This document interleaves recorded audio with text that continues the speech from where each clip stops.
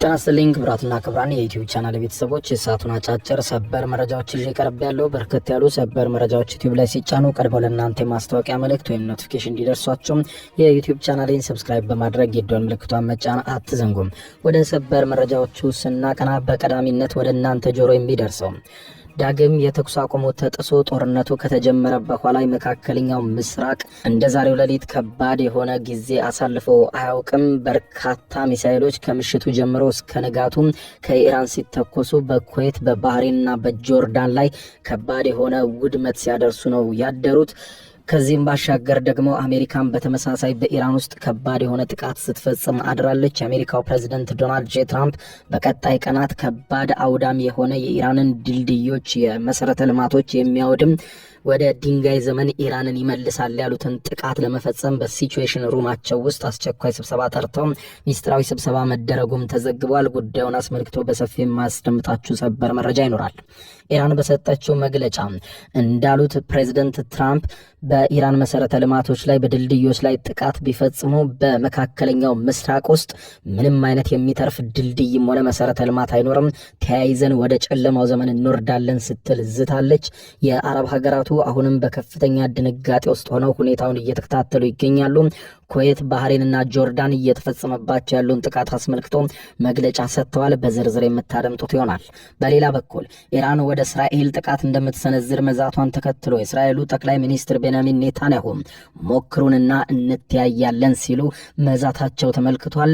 አሁን ኢራን አንድ ጥይት ወደ እስራኤል ከተኮሰች እንደከዚህ ቀደሙ ነካክተን አንተዋትም ሲሉ ነው ኔታንያሁ በከፍተኛ ሁኔታ የዛቱት። የቀጠናው ውጥረት እጅጉን ተባብሷል። ከእስራኤል የሚወጣውን ዝርዝር መግለጫ የማስደምጣችሁ ይሆናል። እስከ ፍጻሜ ቆዩ።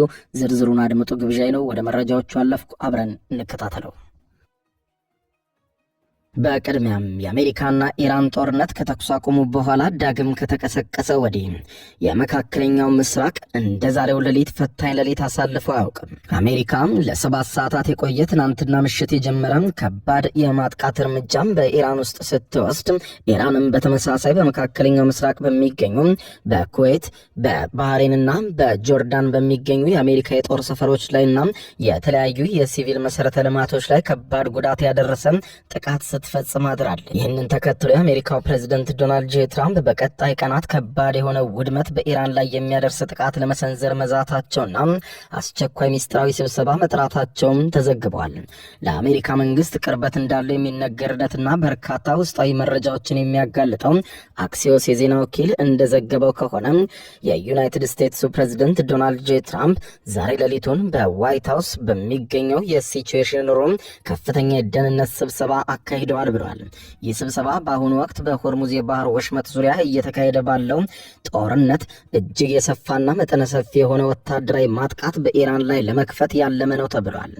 የጉዳዩ ቅርበት ያላቸው 3 ምንጮች ለአክሲዮስ የዜና ወኪል መረጃውን እንዳሾለኩት ከሆነ ፕሬዝዳንት ትራምፕ የኢራን መንግስት የሆርሙዝ ወሽመጥን እስኪከፈትና አሜሪካ ያቀረበችውን የኒውክሌር ጥያቄ ኢራን በግዴታ እስክትቀበል ድረስ በኢራን ላይ ከባድ ውድመት ሊያስከትል የሚችል መጠነ ሰፊና ሁሉን አቀፍ ውድመት በኢራን ላይ የሚያመጣ ጥቃት ሊቀጥል የሚችልበትን መንገድ ተመልክተዋል ብለዋል።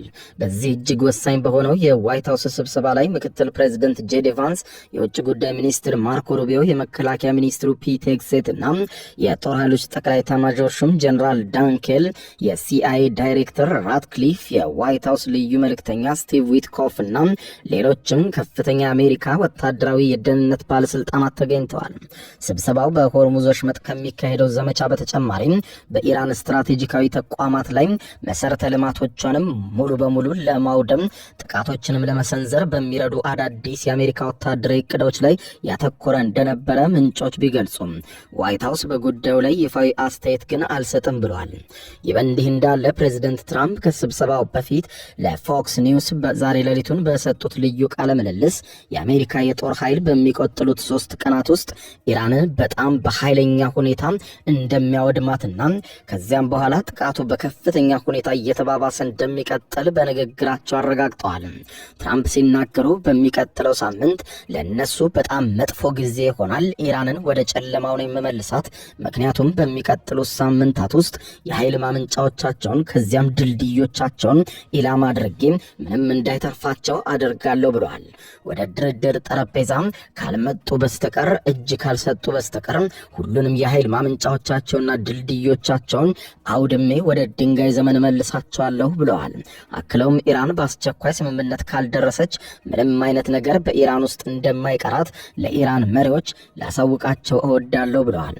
በተጨማሪም ፕሬዚደንት ትራምፕ ዩናይትድ ስቴትስ ፒካክስ የተባለውን ተራራ በፋርስኛ ኩህ ኤ ኮላንግ የተባለውና ኢራን ለኒውክሌር ፕሮግራም ልትጠቀምበት ትችላለች ተብሎ በአሜሪካ በኩል የሚጠረጠረውን ጥልቅ የመሬት ውስጥ ተቋም ላይ የሚደረገው አጠራጣሪን እንቅስቃሴ በቅርበት እየተከታተሉ መሆናቸውን ገልጸው ይህ ስፍራ ከአየር ጥቃት ነፃ እንደሆነ ቢታሰብም ትራምፕ ግን አሜሪካ ሰራሽ የሆኑትን ባንከር ባስተር የሚባሉትን ወደ መሬት ጥልቅ በመግባት መደርመስ የሚችሉ መሳሪያዎችን በመጠቀም ተራራውን ሙሉ በሙሉ ወደ ሜዳነት እንደሚቀይሩት ዝተዋል።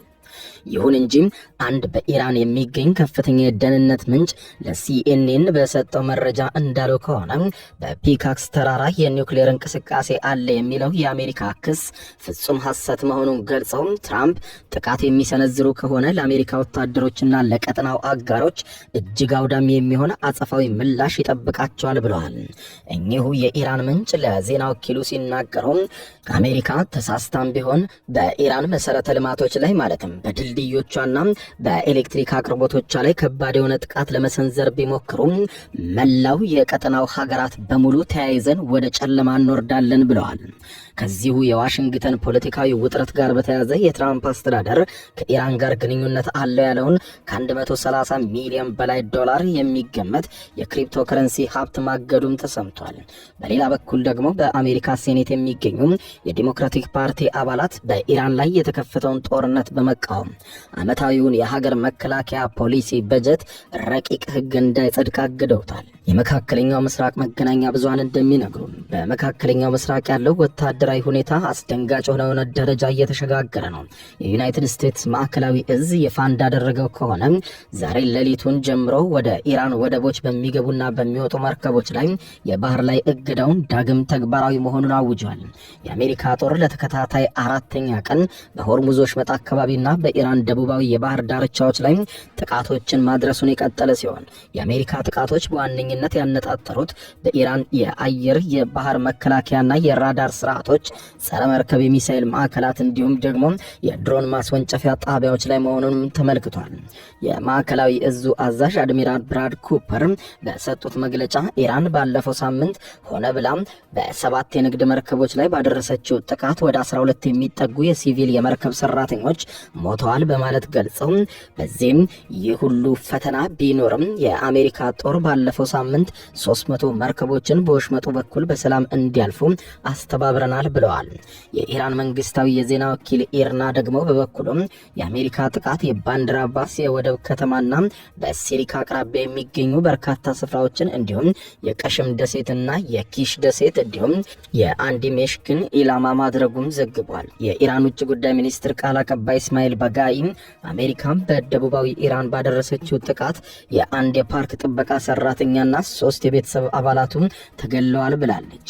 በዚህ ሁሉ መሃል ኢራንና ደጋፊዎቿ አጸፋው እርምጃን በከፍተኛ ሁኔታ ማጠናከራቸውን የገለጸችው ኢራን የኢራን ጦር ለዩናይትድ ስቴትስ ጥቃት ምላሽ ለመስጠት በአካባቢው በሚገኙ የአሜሪካ ወታደራዊ ጣቢያዎች ላይ ተከታታይ ጥቃቶችን ከምሽቱ ጀምሮ የዘገባ እስከተጠናከረበት ሰዓት ድረስ ከማለዳው የቀጠለ ጥቃት ሰንዝሯል።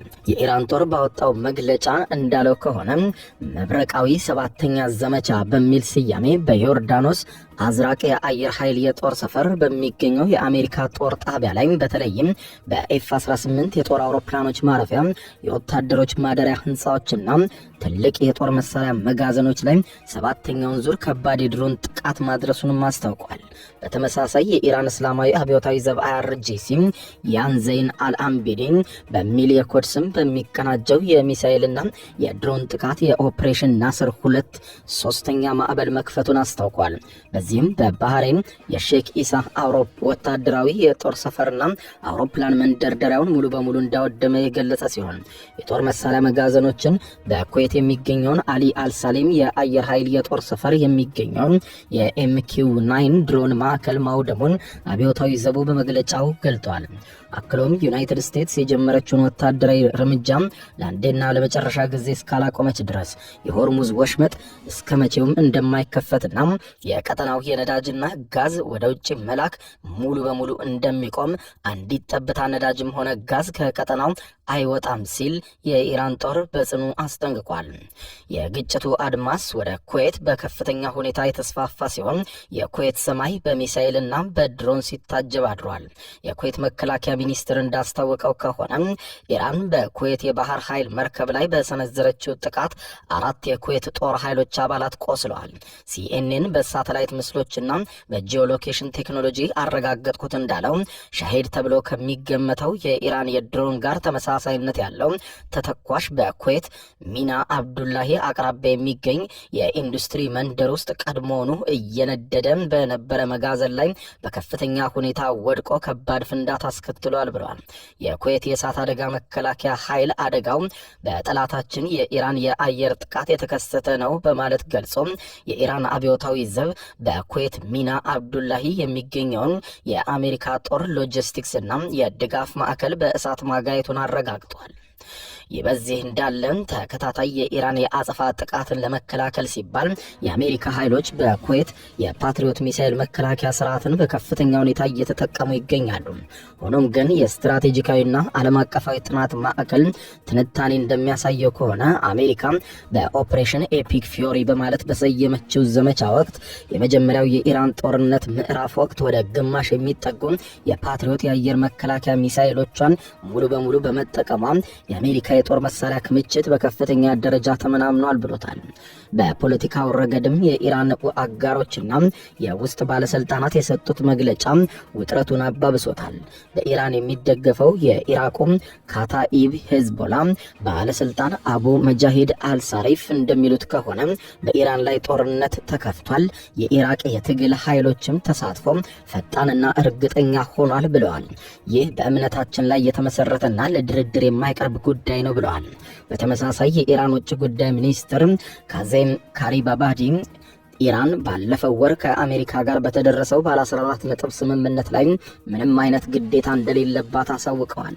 የኢራን ጦር ቃል አቀባይ ብርጋዴር ጀነራል መሐመድ አክራሚ ኒያ በበኩላቸው ጠበኛውና ነገር ፈላጊው የአሜሪካው ፕሬዝዳንት ዶናልድ ጄ ትራምፕ ዓለም አቀፍ ሕግን ማክበር አለበት፣ የሆርሙዝ ወሽመጥን በጦርነት በጠላትነት ወይም በአሜሪካ የጥቃት ድርጊቶች በፍጹም አይከፈትም በማለት የአሜሪካን ጥረት አጣጥለዋል።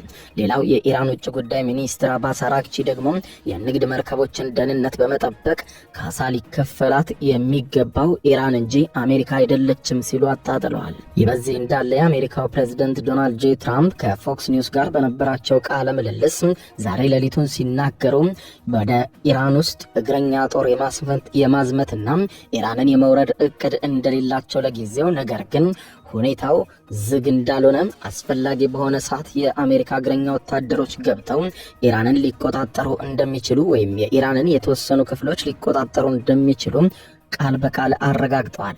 ኢራን በበኩሏ አሁንም ቢሆን ለሚሰነዘርባት ጥቃት ማንኛውንም ምላሽ ከመስጠት ወደ ኋላ እንደማትልና መሰረተ ልማቶቿ ግን ትራምፕ እንዳሉት የሚነኩ ከሆነ እስራኤልን ጨምሮ በመካከለኛው ምስራቅ የምምረው አንድም ሀገር አይኖርም ስትል ዝታለች።